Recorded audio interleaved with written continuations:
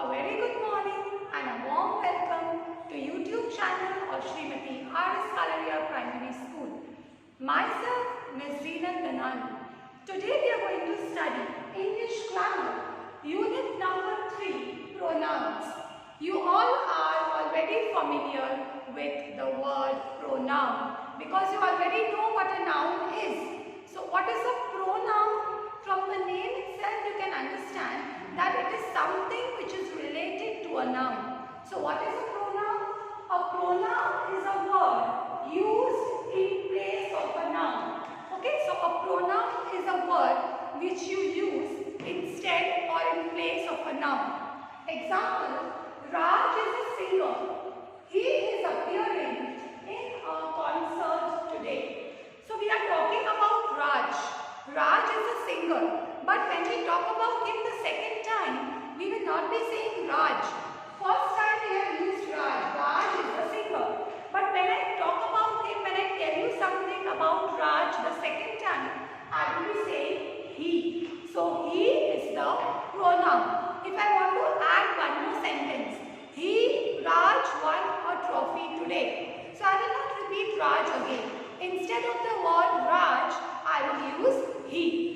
Okay, so words which are used in place of a noun are called pronouns. One more example I can give you. My cat is very lazy. It sleeps the whole day long. My cat. So first time I will say my cat. But when the second time I talk about the cat, I will say it. Okay, because it is an animal. So we will not use he, she. We will be using it. My cat is very lazy. It sleeps the whole day long. Now we move on to the different kinds of pronouns. There are 8 kinds of pronouns. Okay, let us begin with the first one. The first one is personal pronouns. You already know the word personal means something which belongs to you. It is your own.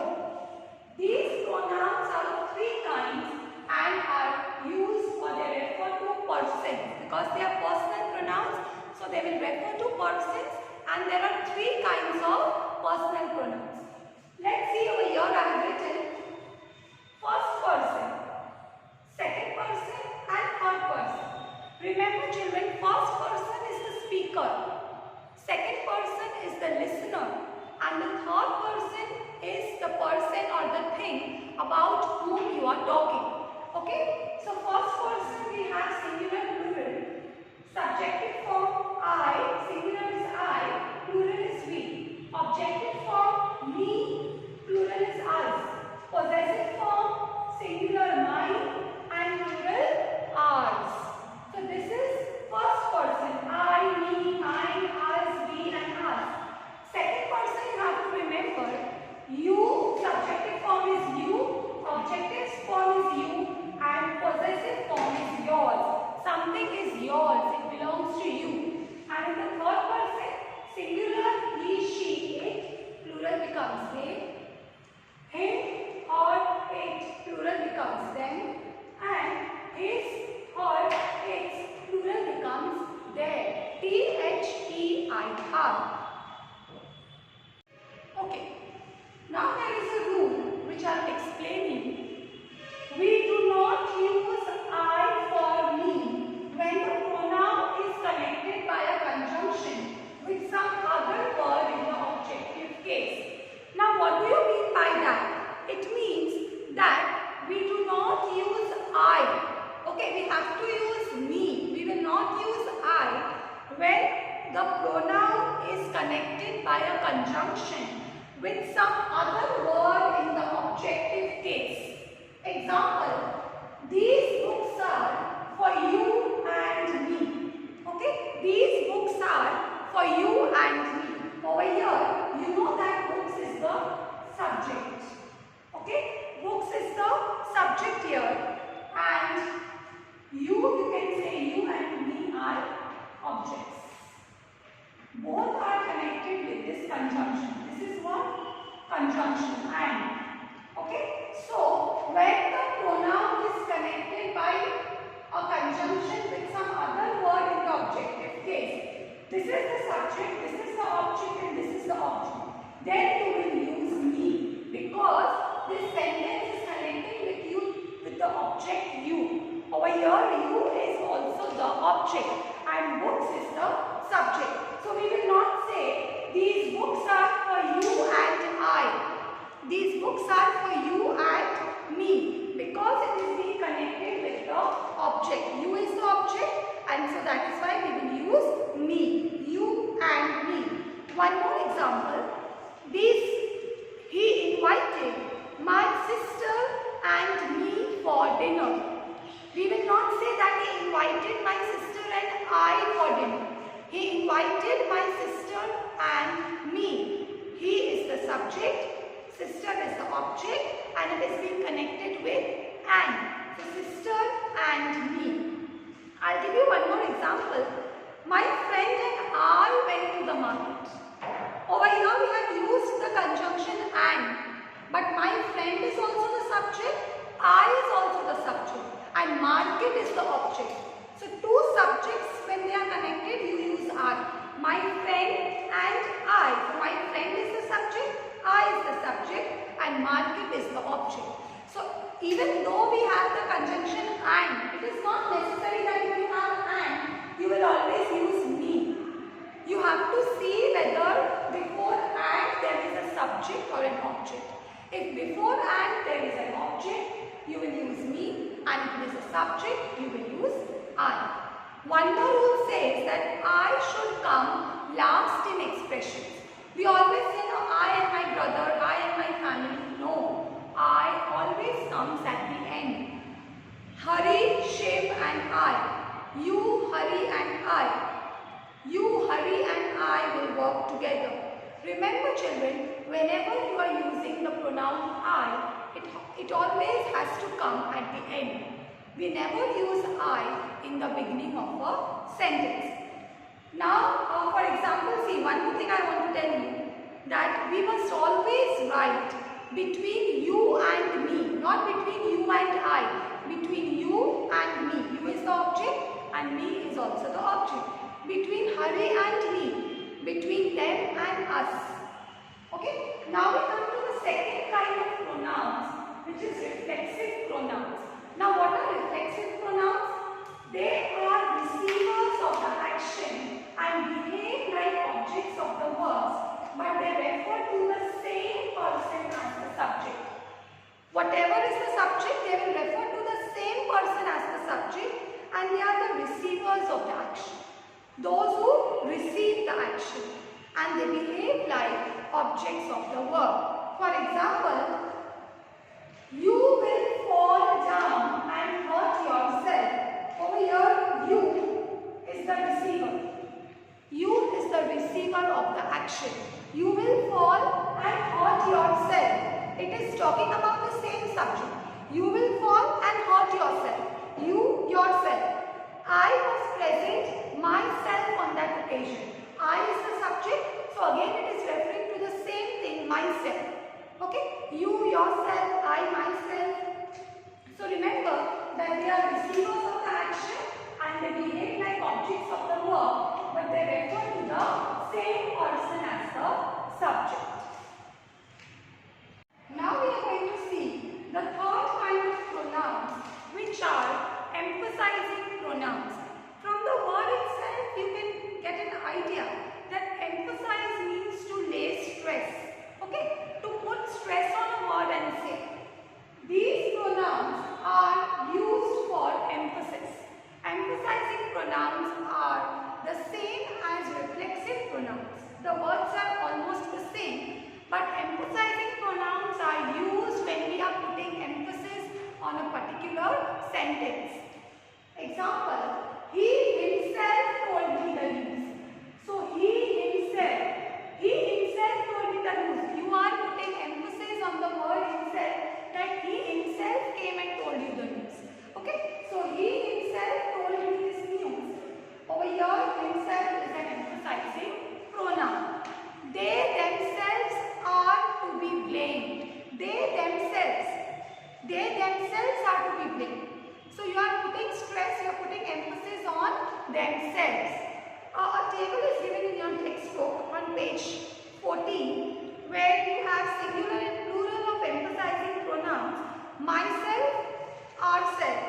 yourself, yourselves, himself, herself and itself becomes themselves. Okay, so now what is the difference between reflexive and emphasizing pronouns? Words are the same. You use himself for reflexive pronoun as well as for emphasizing pronouns. Then how are you going to identify which is a reflexive pronoun and which is an emphasizing pronoun?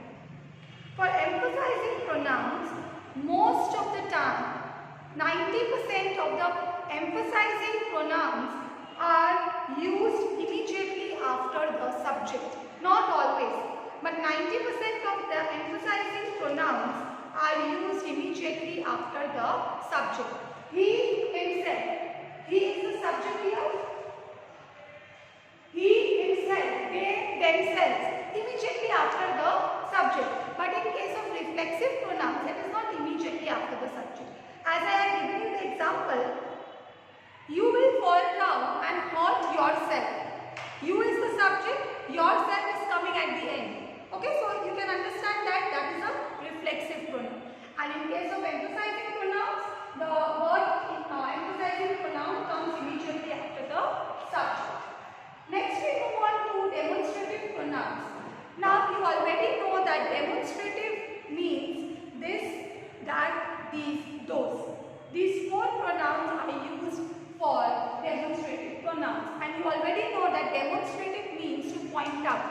Okay, so these pronouns they point out to objects or objects for which they are used. Remember, they are used for pointing out. And you have only four pronouns: this, that, these, those. Example: this is my new sari. That is her old coat. These are her shoes. Those are my books. So what you can see that you are pointing out, you are saying, pointing out and saying that this is my new sari. This is my new sari. That is her old coat. You are pointing out to the old coat and you are saying that that is her old coat. These are her shoes. So this is singular, these plural. That singular, those plural. So remember, in case of demonstrative pronouns, they point out objects or object, and four words, four pronouns are there: this, that, these and those. I'll give you one more example. This is a present from my brother for you. One other word which is not very often but sometimes it is used, it's such. Okay, so you can say that such is also a demonstrative pronoun, but the most commonly used are this, that, these and those. I'll give you an example of such. Such were his actual words before he died. So you can say that there are five pronouns, five demonstrative pronouns. Such is not used frequently, it is seldom used, but it comes in the category of demonstrative pronouns. Then one more example: the streets of New Delhi are broader and cleaner than those of Old Delhi. So those over here is demonstrative pronoun. You can see the fifth kind of pronouns, which is indefinite pronoun. From the word itself you can understand indefinite means something which is not definite. Not definite means something which is not particular.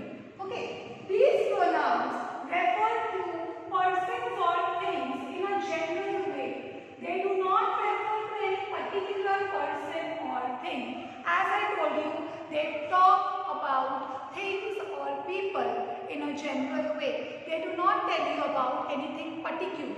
Example: all were present at the party.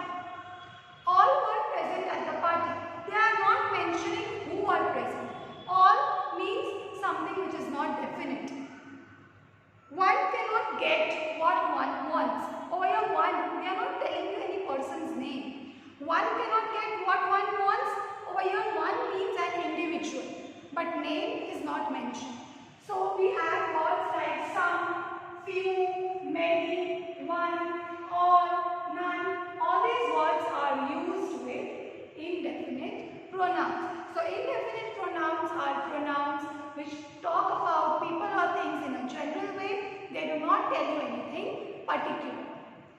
The next kind of pronouns is distributive pronouns. Distributive means you know now to distribute. Okay, so these pronouns like each, either, neither. Each, either and neither refer to a number of persons or things one at a time. Okay, each, either, neither. These three pronouns are used with distributive pronouns. Example, each child was given a prize on the annual day. Each child. You are talking about particularly each child was given. Okay, so another example I can give you. Neither of the girls was speaking the truth. Neither means out of two, both were not speaking the truth. Either of the stories can be published. Either means out of two, any one. And neither means out of the two, none.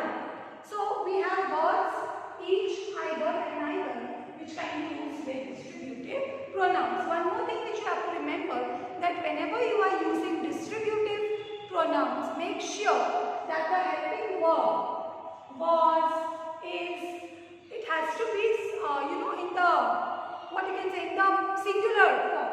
It will not be in the present form. You cannot say that neither of the girls were speaking the truth. Was, it has to be singular. No matter we have used girls, the noun is girls, but we will not use were, we will use was, because we are using distributive pronouns. So whenever you have to remember, children, that whenever you are using distributive pronouns, make sure the helping verb is in the singular form. Everybody is present in the school as all of us want to go to the picnic. Everybody are, no, everybody is. Neither of the two bicycles is in good condition. Someone has gone wrong spreading this wrong news. So what I am trying to tell you through these examples is that you have to use the singular form. Was, is, has. Okay, so we have seen that in distributive pronouns they talk about person or things one at a time, and we use words like each, either and neither. Now let us have a look at the next kind of pronoun, which is interrogative pronouns. Children, you are very familiar with this kind. Interrogative means you know pronouns which ask questions. Okay, WH words, you remember? Pronouns who, what, which, whom, whose are used for asking questions, and they are called interrogative pronouns. Let us have a look at the example. Whom. Whom were you talking to in the afternoon? So it's asking a question and it is starting with who. One more example, which is the most interesting book in your library. So remember, interrogative words, interrogative pronouns are used at the beginning of a sentence. Which of these sarees do you like? Whom do you want to meet? So WH words, okay, not all, but you can see that most of the interrogative pronouns start with WH. So words like who, what, which, whom, whose are used for asking questions, and they are called interrogative pronouns. Now we will have a look at the next kind and the last kind of pronouns, which is relative pronouns. Okay, relative, we don't say relative, we say relative pronouns. Pronouns that such pronouns relate a noun to group of words that follow. Okay, such pronouns relate a noun to a group of words that follow. For example, we all admire the man who. Over here, who is the relative pronoun. We all admire the man. Man is the noun. Okay, man is the noun. And who is the relative pronoun. So, what is the definition of relative pronouns? Such pronouns relate a noun to a group of words that follow. So, over here, this noun man is followed by these group of words. We all admire the man who led us to victory. So, you are talking about the man who led you to victory. One more example. The ball broke the window pane under which the children were playing. So over here we are talking about window pane. So window pane is the noun. Under which okay, under which the children were playing. So window pane is the noun and which is the relative pronoun. Okay students, now we will see the proper uses of the relative pronouns. Okay, when to use which relative pronoun? To begin with, who, whose, whom is used for persons only. This you have to remember. Who, whose and whom is used for persons only. It may refer to a singular or plural noun or a pronoun. Okay, it can refer to a singular noun or it can be also plural. Example, the boy who works hard will succeed or succeeds. The boy who works hard succeeds. Boy is singular. The women, W-O-M-E-N, the women who saw the tricks were surprised. Women is plural. So it does not matter whether it is singular or plural, it can be anyone. But you have to remember who, whose and whom is only used for people, not for things. Next point, which is used for animals and things without life. Like we saw in point number 1, who, whom and whose is used for only people. Likewise, which is used only for animals and things without life. It may refer to a singular or plural noun. Example, the horse which won the race. The horse which won the race is Bali's. So you are talking about an animal. Okay, it can be singular, it can be plural. But which is only used for animals and things without life. The horse which won the race is Bali's. And the last one, that is used for persons, animals and things. So that is common. It can be used for persons, it can be used for animals, it can be used for things. It may refer to a singular or a plural noun. Example, he is the wisest man that ever lived. You are talking about person here, but it can be an animal. It can, for example, this is the horse that I want to buy. It can be an animal or it can be a thing. This is the ring that I lost yesterday. So that can be used for all the three: persons, animals and things. Okay. Once again, who, whose and whom for only people, which, animals and things without life, and that is common. It can be used for people, animals and things. One last point which I want to tell you. When will you use who and when will you use whom? Okay, there is a difference. When to use who and when to use whom. Listen to me carefully. If the relative pronoun is a subject, then we use who. Okay, now we'll understand this with the help of an example. If the relative pronoun is a subject, then we use who. Anyone who does not know how to behave will be punished. So over here, anyone is the subject. Okay, anyone who does not know. So over here, who is talking about anyone. So anyone is the subject. So I told you that if the relative pronoun is a subject, then we use who. So anyone who. So anyone is the subject. Second example I'll give you. These are the boys whom others do not expect to behave. These are the boys whom others do not expect to behave. Over here, boys is not the subject, it is the object. Because others are expecting the boys to behave properly. So others will be the subject and boys will be the object. Are you understanding? Because others want the boys to behave properly. So others will be the subject and boys will be the object. So we will not use who, then we will use whom. So the difference is that when first we use subject, relative pronoun is used as a subject, then it is who. Anyone who does not know how to behave will be punished. So over here anyone is the subject, so we will use who. And in the second case, these are the boys whom others do not expect to behave. Others is the subject because others are expecting something from the boys. So others will be the subject and boys will be the object.